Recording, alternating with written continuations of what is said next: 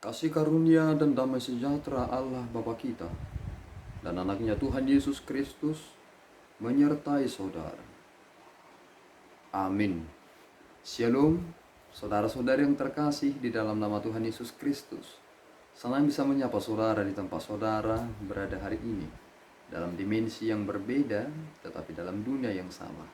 Sebagai insan yang diciptakan untuk Tuhan, sebelum kita melakukan rangkaian aktivitas kita pada hari ini, marilah kita mengawalinya dengan mendengarkan firman Tuhan. Bacaan firman Tuhan di pagi hari ini yang tertulis dalam Ratapan 3 ayatnya yang ke-39. Mengapa orang hidup mengeluh? Biarlah setiap orang mengeluh tentang dosanya. Demikian pembacaan firman Tuhan. Saudara-saudari yang terkasih di dalam nama Tuhan Yesus Kristus, tentu ada alasan mengapa kita harus mengeluh. Tentu keluhan yang paling besar yang terjadi dalam kehidupan kita ini adalah perspektif dari persoalan ekonomi, di mana segala sesuatunya dipengaruhi oleh keuangan yang kita harus miliki, karena itu adalah hal yang harus bersifat transaksional. Dan keluhan itulah yang serta-merta mempengaruhi seseorang dalam cara bekerja, dalam cara bertindak, dan dalam cara berpikirnya, sehingga banyak sekali orientasi yang diarahkan karena kepentingan pribadi, sehingga apa yang boleh ia kerjakan dalam kehidupannya adalah suatu hal untuk keuntungan pribadinya, untuk meraup keuntungan sebanyak-banyaknya. Dan meskipun prinsip-prinsip yang dilakukan itu tidak sesuai dengan kehendak Tuhan, tetapi ia lebih mementingkan tentang apa yang dia sedang tuju dari apa yang ia sedang pikirkan.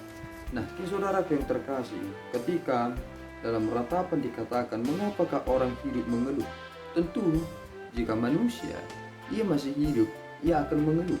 Tetapi yang menjadi menarik adalah biarlah setiap orang mengeluh tentang dosanya. Mengapa demikian? Karena ternyata ketika kita mengeluhkan tentang persoalan makan dan minum, itu adalah hal yang masih bisa dijangkau. Ada nilai yang sejajar yang bisa kita lakukan untuk memperoleh apa yang kita harapkan tersebut.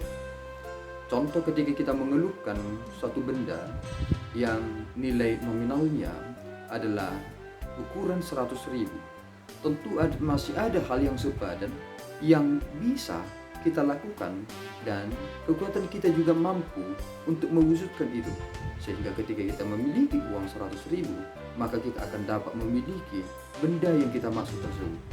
Tetapi ada keluhan yang sangat besar yang membuat kita tidak dapat menambahkan sedikit pun, bahkan mengurangi sedikit pun, karena itu adalah satu ketetapan yang rumusannya bukan ditentukan oleh manusia sendiri, tetapi ketika Tuhan berkata, ketika engkau memakan buah larangan, maka engkau akan mati.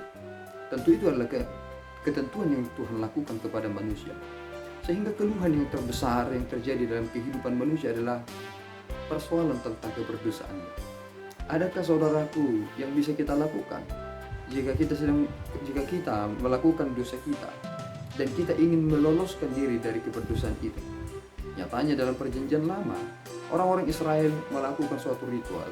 Ketika mereka melakukan dosa kesalahan, mereka akan membawa korban persembahan, korban bakaran, sembelihan untuk pengampunan dosa mereka. Tetapi itu adalah tindakan yang terus berulang-ulang. Dan keluh kesah yang kita dapatkan pada konsep pada saat ini adalah ketika Adam dan Hawa berdosa, maka secara turun-temurun sifat dari dosa itu menjadi hal yang kita wariskan. Akibatnya, ini menjadi hal yang membuat kita harus menjadi orang yang sangat mengeluh.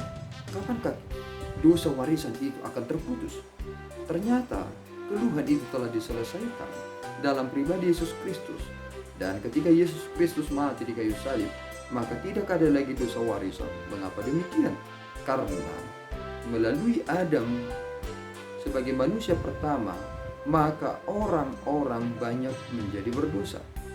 Tetapi melalui Yesus Kristus sebagai pribadi dari manusia pertama, yang mati dan bangkit, maka itu menjadi bagian dari kita. Ketika beriman kepada Dia, maka pengampunan dosa akan dapat kita miliki. Inilah yang sedang kita peroleh dalam peringatan tentang hari kebangkitan Tuhan kita Yesus Kristus. Oleh karena itu, saudaraku yang terkasih, masih banyak hal yang kita keluhkan di dunia ini. Tetapi berkeluh kesahlah dengan keberdosaan saudara jika hari demi hari hidup saudara tidak menjadi lebih baik. Tuhan Yesus memberkati. Kita berdoa. Ya Allah Tuhan kami bersyukur atas anugerah-Mu yang memelihara hidup kami. Terima kasih ya Tuhan atas tuntunan-Mu, sehingga kami mengerti bahwa dosa itulah yang membuat kami terus berkeluh kesah. Kiranya Engkau Tuhan memampukan kami untuk hidup sebagaimana Tuhan kehendaki, sehingga apa yang boleh kami kerjakan adalah untuk kemuliaan Tuhan. Ampunkan dosa dan kekurangan kami Bapa dalam Yesus. Kami telah berdoa dan mengucap syukur. Anugerah Tuhan kita Yesus Kristus, kasih setia Allah Bapa, dan persekutuan Roh Kudus menyertai saudara. Amin. Tuhan Yesus memberkati.